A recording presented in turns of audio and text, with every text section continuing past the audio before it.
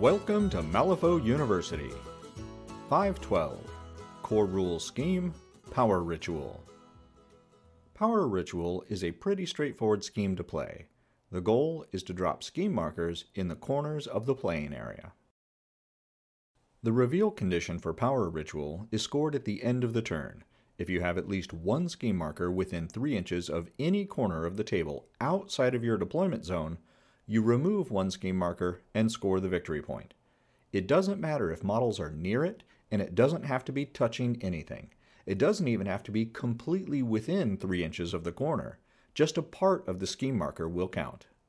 If you have an encounter with standard or wedge deployment, that will mean you have only 2 corners to work with for the reveal.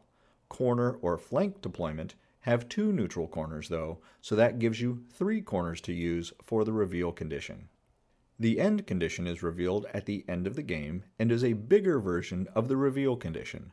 You need to have 3 or more different scheme markers, each within 3 inches of a different corner of the playing area. Only one of these is allowed to be in your own deployment zone, so the other 2 must be in neutral or enemy corners. If you have at least 3 in place like this, you remove 3 and score the victory point. Remember that summoned models don't count for friendly schemes or strategies and cannot take the interact action for the turn they are summoned. This means you cannot summon a model and have it interact to drop a scheme marker that turn, but it could the following turn as long as it wasn't summoned in turn 5. Of course, if the model you summon has ways of dropping scheme markers without using interact, that would totally get around this restriction. Let's see this in action. In this game between Perdita Ortega and the Dreamer, the Neverborn crew is working on Power Ritual. They've already scored the reveal condition, and in turn 4, they're working on placing scheme markers for the end condition. Fleet-footed Capilius uses his move stat of 7 to get to this far corner and drop a scheme marker. He'll hang out here to guard it, making sure the family crew doesn't remove it. They have a scheme marker in the corner of their own deployment zone with this stitched together, but the only corner left available has this pistolero lingering in it. The Dreamer activates and walks once to get within 8 inches of the pistolero. He then uses his Manifest Nightmares tactical action to summon an Alp.